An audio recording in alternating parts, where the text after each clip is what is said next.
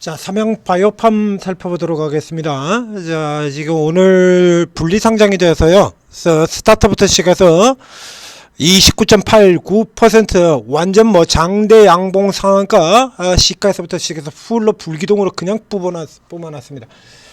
자, 이거 오늘 이제 이 홀딩스 분리 상장에 대한 얘기를 앞서 삼성 에피스에서부터 시작해가지고 이거 얘기를 드리고 있는데요.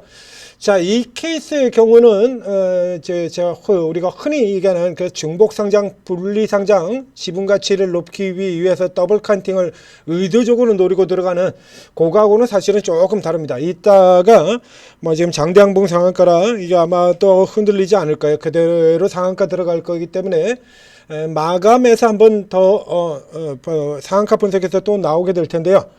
자, 요거 케이스 보게 된다라고 하면 충분히 나올만 하죠. 자, 우선 이 삼양바이오팜은 삼양홀딩스에서 분리가 된 회사인데, 이 삼양홀딩스가 그래서 간혹 이제 구글 뭐 이런 데서 검색을 해보게 된다라고 하면 이거 조금 이제 헷갈리는 면 있죠. 이제 바이오팜이 분리가 돼가지고 저쪽은 튀어나가면서 또 여기 삼양홀딩스의 경우는 이게 또 뚝 떨어지는 그림으로 나왔는데요.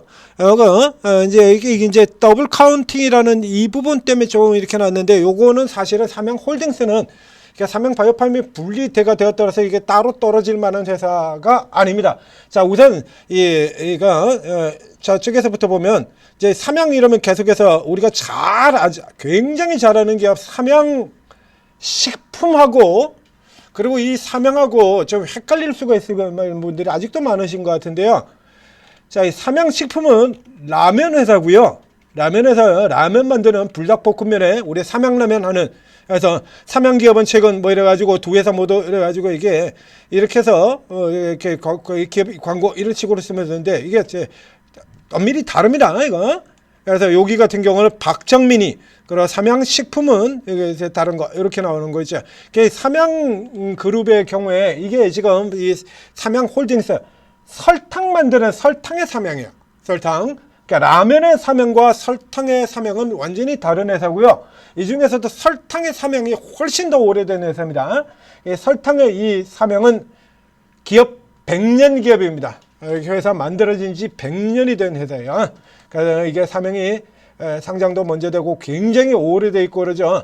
그래서 오랫동안 이렇게 되어 있다가 이제 옛날부터 뭐 역시 마찬가지 100년이 넘는 100년 기업인 두산 같은 경우가 이제 소비 쪽 라면 뭐 오비 맥주 이런 거 하고 있다가 지금은 이제 그런 거 안 하고 완전 중공업으로 돌아섰죠. 이런 것처럼 이 삼양그룹의 경우에도 이 삼양그룹에도 우리가 잘 아는 설탕이라든가 이런 쪽 같은 경우는 이제 에서 벗어나서 소재 산업으로 탈바꾸어 놓은 거예요. 그래서 지금 이런 방금 보신 것 같은 이런 이번엔 박정민을 썼습니다만 그 외에도 이 스페셜티라서 그래서 이 기업 쪽에서 삼양이 다른 거 하고 있는 거 기업 광고가 굉장히 자주 나와요. 지금도 나오고 있죠. TV에 살펴보게 되면 지금도 나오고 있습니다. 그래서 삼양홀딩스의 뒤쪽에 이제 자회사 쪽 라인을 열어보게 되면요. 그러니까 지금 현재 이 삼양홀딩스에서 가장 중요한 부분은 삼양사, 기존의 삼양사 설탕이죠. 설탕의 삼양인데 아래쪽에 쭉 내려가서 살펴보시면요. 이렇게 요게 이제 요게 모체입니다. 모체 설탕인데 그 아래쪽에 내려가 보면 화학 제품에 삼양 이노케임 있고요. 삼양 NC캠 화학 제품 있죠. 그래서 이런 식으로 지금 쭉 해서 계속 갈라져요. 그래서 이렇게 쭉 갈라지는데 이 중에서 이게 조금 이제 계열이 다른 회사가 줄기가 조금 다르다는 얘기죠. 나머지 경우에는 화학과 소재 앞에 나왔던 스페셜티라고 얘기 나왔죠. 소재 산업이죠. 그러니까 대부분의 경우는 이제 소재 산업으로 가고 있는 반면에 특별한 아주 다른 게 하나 있습니다. 이게 삼양 바이오팜이죠. 요거. 그래서 요거는 지금 삼양이 지금 알리고 있고 계열이 진출하고 있는 거는 소재 산업이니까요. 바이오 같은 경우는 지금 계열이 조금 완전 다른 쪽이거든요. 그래서 얘는 이제 여기에 들어 있어 봐야, 삼양바이오팜은 여기 들어봐 있어봐야 이 LG화학 같은 경우를 생각하시면 될 것 같습니다. LG화학에는 원래 따로 분리되어 있던 회사인 LG생과 같은 경우를 LG화학이 합수합병을 해버렸죠. LG화학 합수합해서 LG화학 뉴스에도 그 바이오 신약 뉴스가 나옵니다. 주가에 아무런 영향 안 미치죠. 가치에도 일절 영향을 미치고요. 그렇기 때문에 이 케이스 같은 경우는 오히려 분리를 하는 게 옳다라는 얘기입니다. 자, 그래서 분리를 해서 이 삼양바이오팜이 오늘 장대양봉 상한가가 나와서 이제 2,200억이야. 이제 2,200억. 그러니까 상당히 가치가 조금 싸게 책정이 되어 있다라고 보는 거고요. 좀 많이 싸게 새겨졌죠. 자, 우선 첫 번째로 이 종목은 싼 종목입니다. 자, 지금 굉장히 싸요. 여기 나와 있는 거 하나 하고, 그 다음에 두 번째로는 싼 거는 싼 건데 또 부풀려진 면도 있다라는 얘기입니다. 둘을 구분해서 보도록 하죠. 자, 이 삼양바이오팜의 경우에, 자, 상장 첫날 상한가, 자, 이렇게 해서 쭉 길어가는데, 여기, 예? 성장성 독립적 평가. 그렇죠? 이게 맞는 거예요. 이게 지금 소재 산업에 여기 들어있어가지고는, 이게 뭐 제대로 되지를 않습니다. 수술용 봉합사, 그리고 항암제 직중 이렇게 되어 있는데, 자, 안으로 들어가서 보시죠. 삼양바이오팜에서 쭉 들어가서 얘를 살펴보게 되면, 지금 뭐라고 이렇게 진행되냐라고 보자. 자, 국내 세포 독성 항암제 시장 1위. 자, 이렇게 되어 있고요. 그 다음에 봉합 원사 시장 점유율 1위. 약물 전당 플랫폼 RNA. 야, 뭐 좋은 얘기 다 들어 있습니다. 약물 전달 플랫폼 가장 유명한 거는 요게 방식은 이제 DDS 방식으로 했는데 제일 유명한 종목은 ABL 바이오죠. 제 ABL 바이오의 그래파드 이번에 대박 8조 대박 퍼뜨린 이게 약물 전단 플랫폼입니다. 정확하게. 그 다음에 RNA 쪽 같은 경우는 mRNA, siRNA, 다른 기업에서 여러 번 등장하는 내용들이죠. ST팜, 올릭스 이게 들어오고 있고요.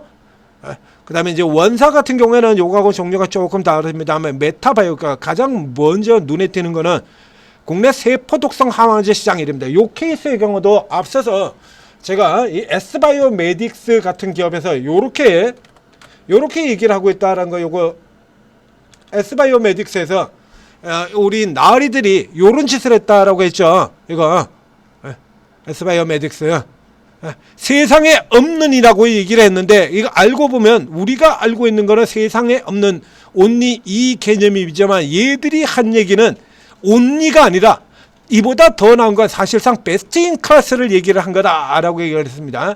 요런 식으로 호도를 많이 해죠. 앞에 뭡니까 반도체 기업 CMTX 같은 경우에 유일, 그렇죠, 유일. 근데 유일은 다른 회사도 있거든요. 검색해서 보여드렸잖아요. 유일 아니에요. 그러니까 자기 분야에서 유일이라는 겁니다. 이런 식으로 가로치고 내용이었는데, 이 삼양바이오팜도 이렇습니다. 이게요, 지금 이게 전체로 그냥 이게 1위라 그러면요, 이건 말도 안 되는 가격인 거예요. 지금도 싸긴 하지만 말도 안 되는 가격입니다. 자, 위에 가서 보죠. 이게 지금 삼양바이오팜이 세포독성 항암제 시장 1위라고 되어 있죠. 항암제는 세포독성 항암제, 면역 항암제, 표적 항암제 이렇게 되어 있습니다. 우리가 가장 잘 아는 영화 속 TV에서 많이 나오는 항암제 맞고 그러면 막 머리카락 빠지고 어쩌고 하는 거 있죠. 그게 세포독성 항암제 1세대 항암제예요. 1세대 항암제. 그러니까 구 항암제, 예전 항암제 시장 그걸 얘기를 하는 겁니다. 거기에서 1위인데, 그러면 세포독성 항암제 시장의 전체 1위를 차지하고 있었다라고 하면, 이게 다 1위를 차지하고 있었다라고 하면 이 기업의 시가총액 평가가 이거밖에 안 될 리가 없고, 당연히 그런 어마어마한 걸 품고 있었다 그러면 이 삼양홀딩스의 시가총액이 이거밖에 안 될 수가 없죠. 그러니까 정확하게는 이게 뭔 얘기를 하고 있냐라고 하면, 자, 다시 들어가서 살펴보도록 하겠습니다. 자, 세포독성 항암제라는 게 이제 이렇다는 얘기예요. 세포독성 항암제. 이게 1세대 항암제야. 옛날 항암제.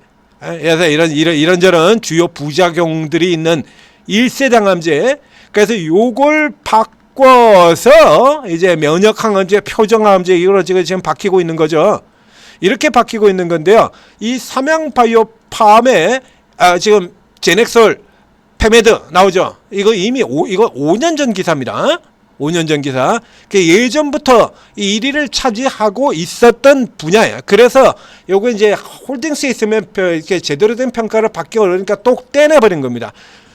요게요 2017년부터 파클리 탁셀 제재 처방으로 1위인 겁니다. 이 의로 그러니까 S바이오에서 했던 것과 같은 똑같은 짓을 하고 있다는 얘기죠. 괄호 치고 요거 처방한 것 중에 요 처방으로 나간 것 중에 1위야. 이런 식으로 갈라서 1위 칠 거라고는 수십 개 수백 개의 분야의 1위가 계속해서 나올 수가 있는 거죠.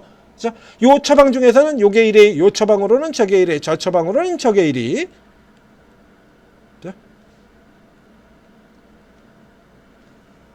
제네릭 복제약이고요. 복제약이고요.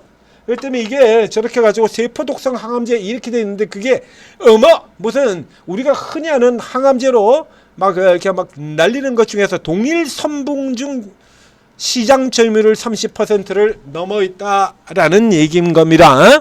그래서 이게 어마어마한 뭐라서 우리가 뭐 항암제에서 그래서 저 ABL 바이오니 뭐 같은 이런 쪽에 생각을 하시면 안 돼요. 이거 앞에 얘기 들은 것처럼 S바이오메딕스 친 거 이런 식으로 지금 사기를 친 거예요.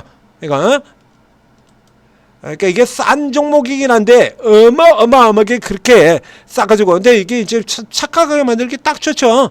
자, 그래서 현재 진행되는 쪽이다라고 하면 이제 이런 걸로서 이제 계속 돈을 벌고 늘려가지고 이제 개발을 더 확대해 나가겠다라는 겁니다.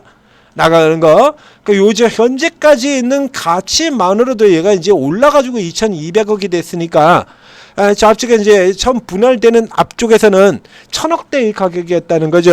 그러니까 요 정도라 그러면 추가적으로 올라 들어갈 수 있겠는데 이게 무슨 조 단위로 가고 뭐 어마어마하게 막 싹쓸이 들고 국내에서 1위 그래가지고 이거 아니단 얘기죠. 그러니까 세포 독성 항암제 전체 1위가 아니라 그 중에서 제네릭으로 들어가는 조 분야에서 1위라는 얘기예요. 그러니까 요거 이제 착각하시면 안 됩니다. 그래서 자 아래 다시 한번 뉴스 잘 살펴보실까요? 그냥 뭐라 그러냐 그러면 그렇게 해서 1위인데 그래서 금액으로 연간 36억이야. 전체 시장이 344억밖에 안 돼요. 이거 딱 속기 딱 좋게 지금 포장이 되어 있는 거죠. 이게 5년 전에 이랬으니까 지금 얼마 될까요, 이거? 그러니까 이 자체로는 이 주가가 성립이 안 되는 겁니다. 이거 이 자체로는 폭주할 만한 이런 건수가 되질 않아요. 이거 뭐 이미 10년 전서부터 이거 1등이었고요. 10년 전서부터 여기서 계속해서 1등을 했던 겁니다. 그러니까 상대적으로 싸서 올라갈 수 있을 만한 여력 자체는 충분히 있는데 이게 어마어마한 대박을 내주는 그런 케이스는 아니다.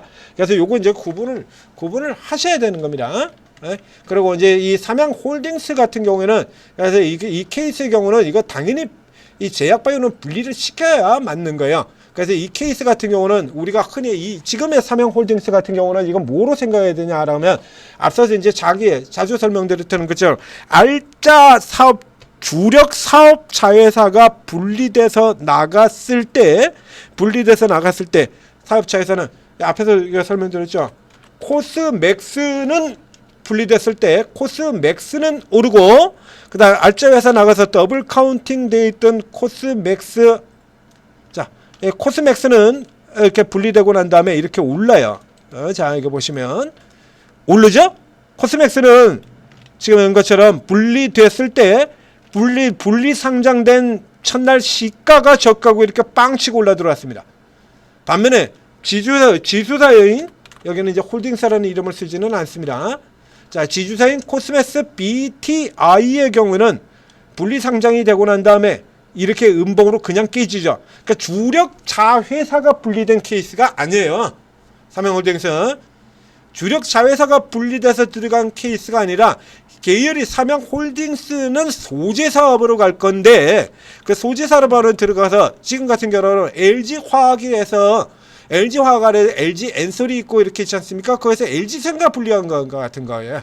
그러니까 이 LG화학이 돈을 벌고 성장하는 쪽에 전혀 관련이 없고 평가도 받지 못하는 회사를 분리시키는 거야.